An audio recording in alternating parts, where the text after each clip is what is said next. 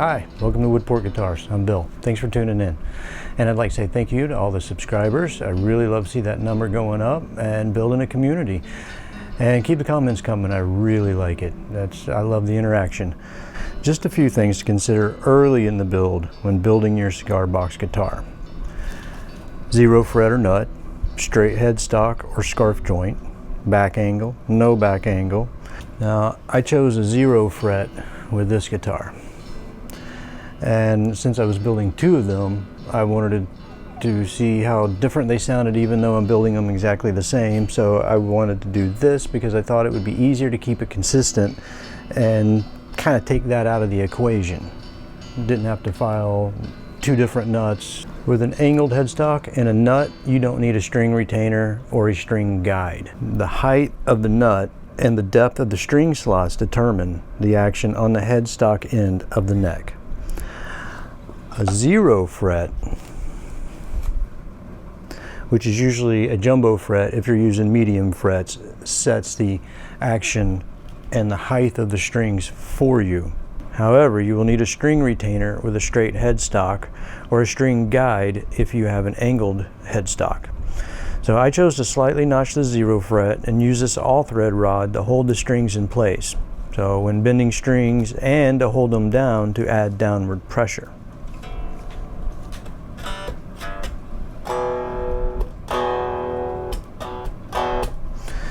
The EQ that's in this guitar is sold as preamp, amplifier, tuner, equalizer, guitar pickup, F-5T 5-band digital tuner pickup for electric acoustic classic guitar. So it's a 5-band EQ, has a preamp, a tuner that worked a couple of times and hasn't worked since. So it has 2 pieces that connect with the supplied cable and has a plug-in rod style piezo pickup. It sounds good. You can hear more of it in the last video. I'll leave a link in the description. The bands are bass, mid 1, mid 2, high, and presence. There was no manual, installation instructions, specifications, nothing. Nothing came in the box but the parts, but it's easy. The piezo has its own plug, only plugs into one spot. These 2 can only plug together one way, no big deal. The big deal is where you're going to mount it. This piece is 1.5 inches wide. That piece is 1.5 inches wide. This box is 1.5 inches wide. So that's going to be your hardest part, is where you're going to put them, and think about the size of your box before you build it. You got to have room for it. So I mentioned earlier that the string action is set by this 0 fret on the headstock end of your neck. On the other end of your neck, the bridge determines the string height and resulting action and playability on the other end of the neck. If you're going to play fretted, you might want a lower action. If you're going to play a lot of slide, you probably want a higher action, or maybe even no frets at all, just markers. So it's all depending on how you plan on playing it, what you're going to do with it, what you decide. I've been setting my string height a little bit higher than I would a 6-string electric guitar. And that gives me a little bit more room to play slide and still able to fret up here halfway up the neck. Still sounds, actually these things are intonated really good, and they sound good all the way up the neck, even with this higher string action. So this guitar has back angle. That's the angle between the body and the neck. And what it does is it raises the strings a little bit higher above the surface of the guitar. So usually you'll need a taller bridge. Now this guitar has no back angle. The strings are parallel with the face. And really, playing wise, it don't make a bit of difference to me. I like both of these. It doesn't matter. I play either one. I can adapt either one. So playing wise, it doesn't matter to me if there's a back angle or not. So if you have another reason why you want to put a back angle on your guitar, let me know in the comments. I'm curious. So let's talk about the parts from MGB guitars.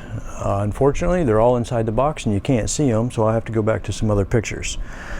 The solder connections on the pre-wired harness with switch, tone, volume looked very good. The solder joints were solid, no cold joints. The wiring harness was listed as economy, and it is, but it's good, and I will be buying more. So I haven't had the chance to try out the round Piezo pickup yet, but will soon. And they are the same. They look good. The solder joints are tight. Now for the Lucky 13 pickup that's under the hood here. I really like it. So if you watched the last video and you noticed that the pickup sounded a little bit lower in volume and darker in tone, so that is partly because it's in the neck position. It's partly because the Piezo has a preamp, and partly because I'm pushing the limits of that pickup. The website says builders have had success with this pickup up to a 1/2 inch from the strings. Well, the strings are 1/2 inch from the top of this guitar, and the pickup is a 1/4 inch underneath the lid. So we're looking at 3/4 of an inch or 19 millimeters. So you can see I'm pushing the boundaries of this guitar. So keep that in mind when you're building one, and that would be a reason to go with an angled, with a back angle, because it puts the strings way closer to the box right here. So if this same pickup was under here, it'd be way louder, way hotter. And I will end up putting one of these Lucky 13s on the top of a guitar, and that's going to be hot. Like hot in volume and hot in tone, not like, ooh, that's hot. Just make that clear. So yeah, I'm pushing the boundaries of this pickup, but when you start adding distortion, overdrive, you know, a lot of gain, it doesn't seem to matter as much. Honestly, I love the vintage sound of this guitar. With that pickup in there, to me it sounds vintage. I love it. I like that pickup a lot. I am very satisfied with it. So really, to sum it up, I really like this guitar. I really like the neck. I like how it plays. I like the action. The no back angle doesn't bother me, and I love the tonal possibilities between having the EQ, Piezo, and a humbucker pickup in here. I mean, you got some options. I really like this guitar. I like the feel, I like to play it, and Snake Plissken said it sounded great, and you don't argue with Snake. So if you made it this far, thank you. Thank you for watching. I hope you got something from the video, and I hope you come back to watch more. Please like, comment, thumbs up, subscribe, ring that notification bell so you will know when the new videos come out.